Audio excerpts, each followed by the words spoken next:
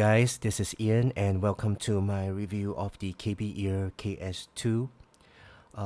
This IEM is not new in the market, and previously it comes with two colors, but now that it's got a new color, that's the reason why I'm showcasing this IEM again.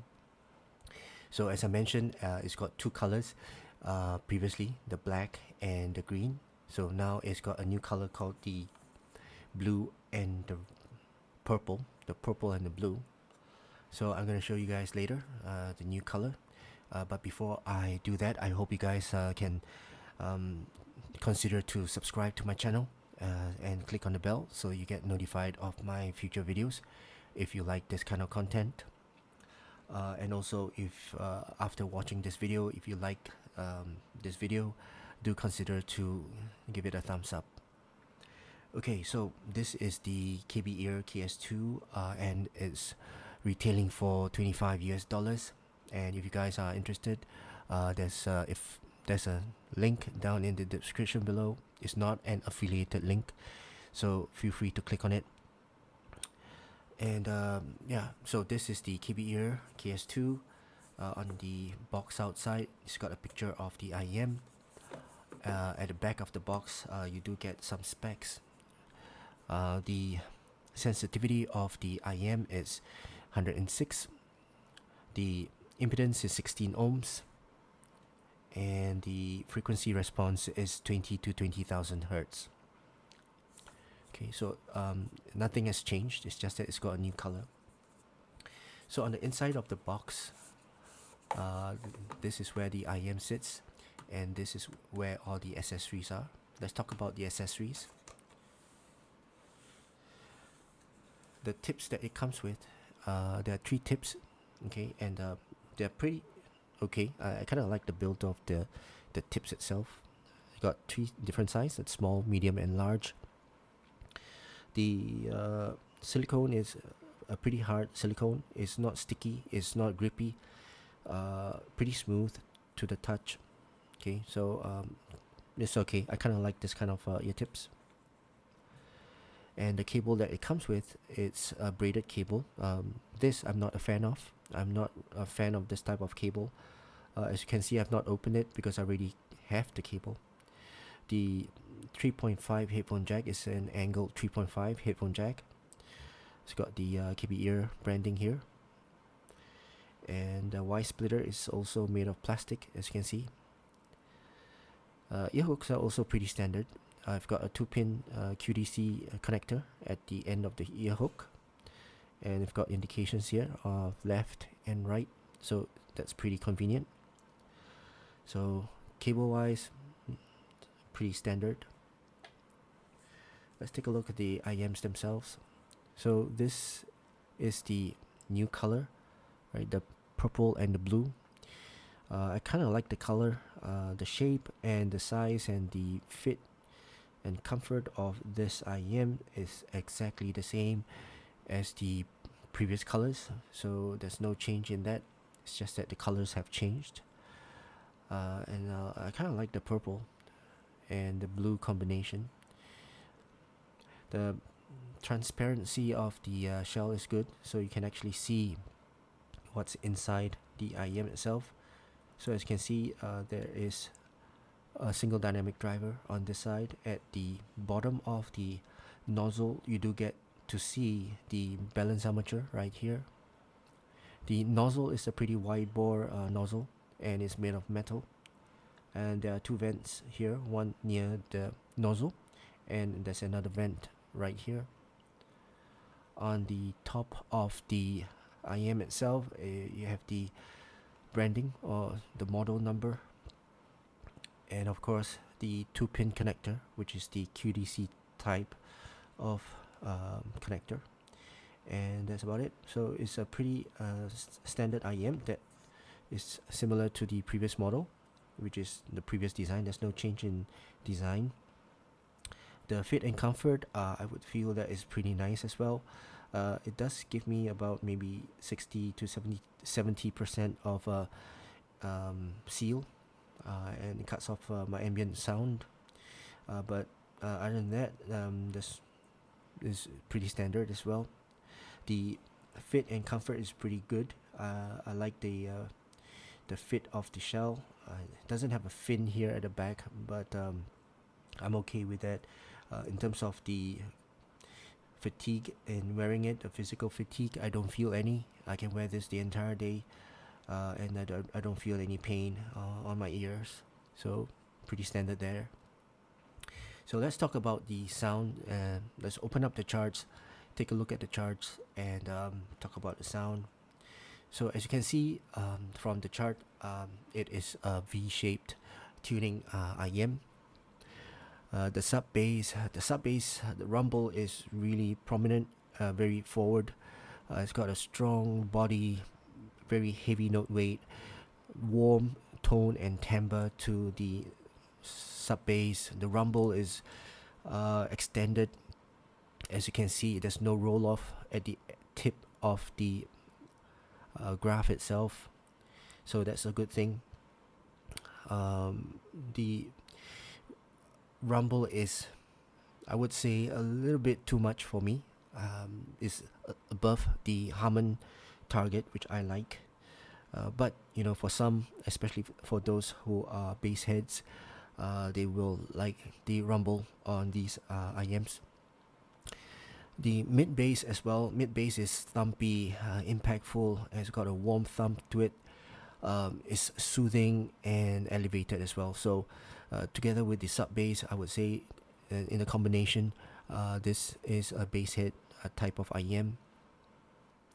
Bass is very prominent in the mix and is elevated. The tone and timbre of the bass is natural and neutral. Not so much neutral, sorry, but natural, warm and soothing to listen to. The mids, I would say the mids is recessed.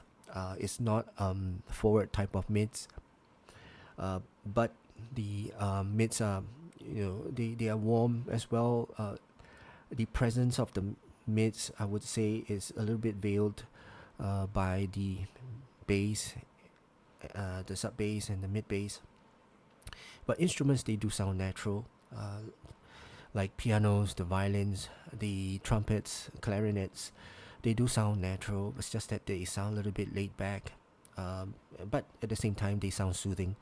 The note weight is also heavy. They've got nice body to the note weight, but it's just that, you know, the bass just covers the rest of the instruments. Vocals, male vocals, they've got good authority in the mix. They sound warm. They've got nice raspy tone to their voice, very natural voice for the male vocals. Male vocals, they do stand out, even though the mids are recessed, but male vocals, they do stand out in the mix, maybe thanks to the bass. But yeah, I do like listening to male vocals on these IEMs.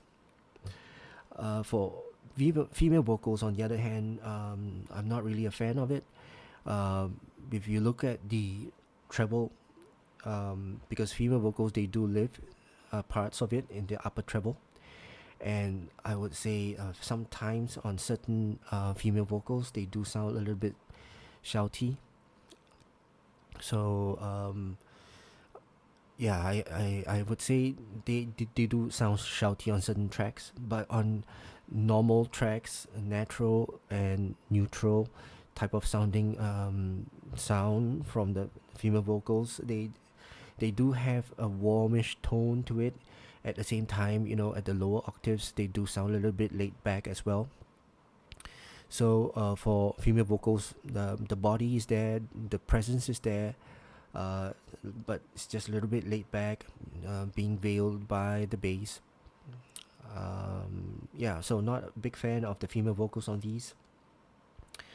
The treble, okay, so treble, as you can see from the chart, the graph, it's not a bright IEM. At the same time, it's not dull as well. The treble control is pretty rolled off, as you can see. Extension of the roll off is also pretty short.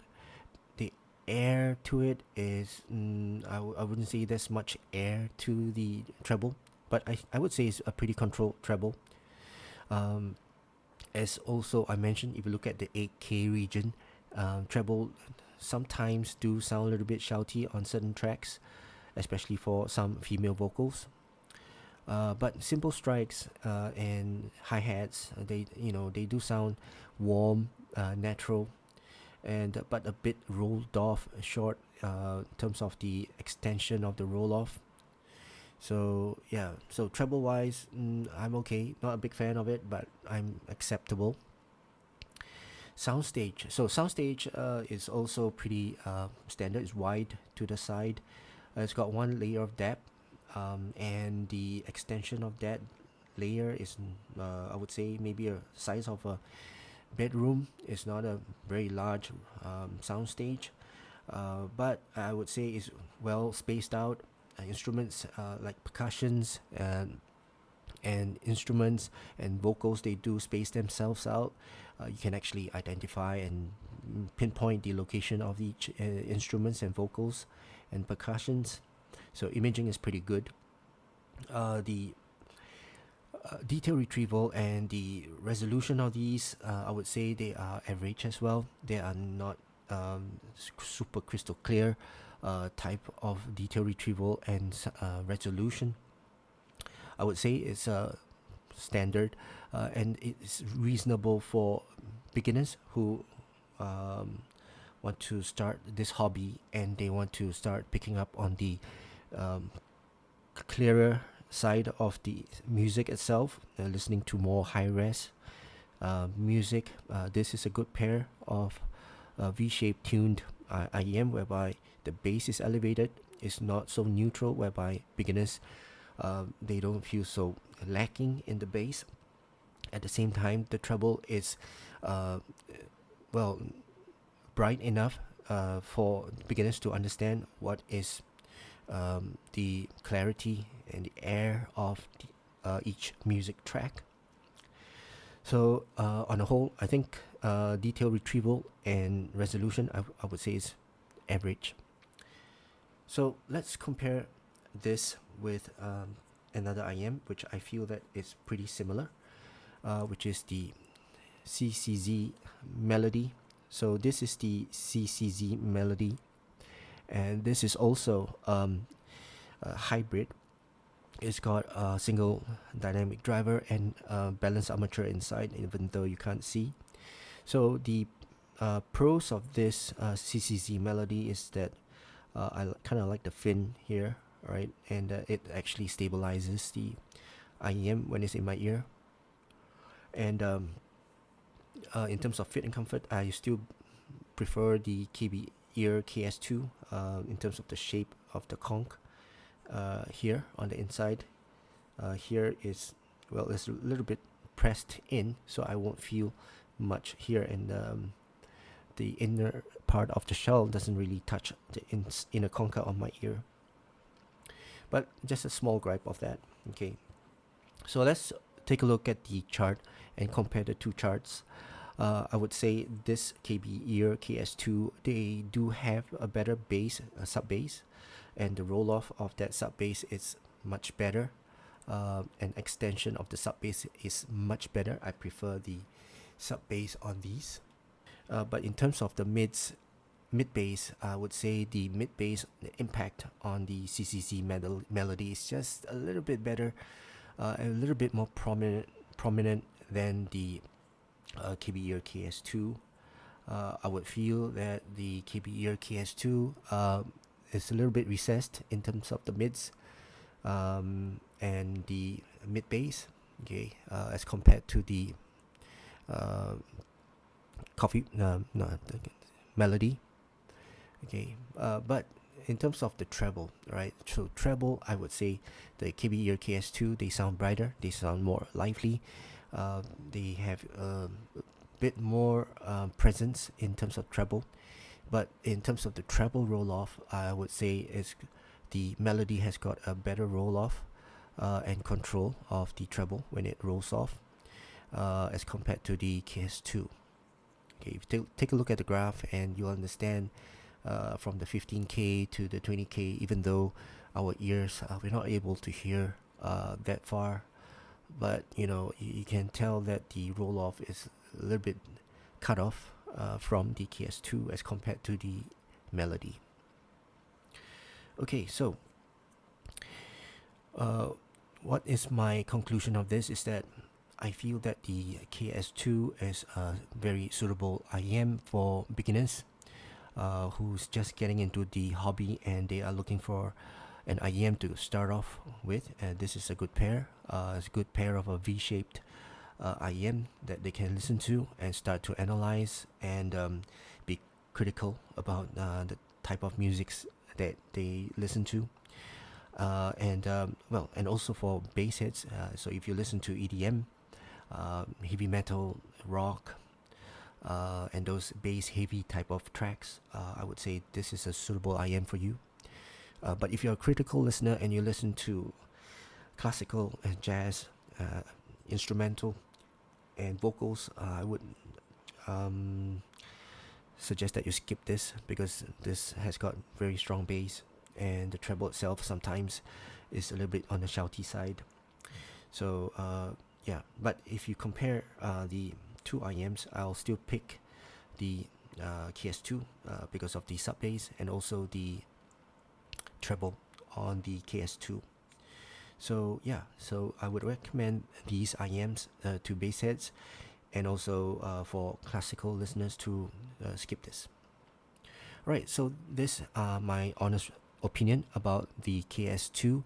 I hope you guys learned something from this video, and if you did, do consider to give this video a thumbs up and also subscribe to my channel and click on the bell so that you get notified of my future videos. And that concludes my review. I hope you guys enjoyed this video and have a nice day ahead, and I'll see you again in my next video. Peace.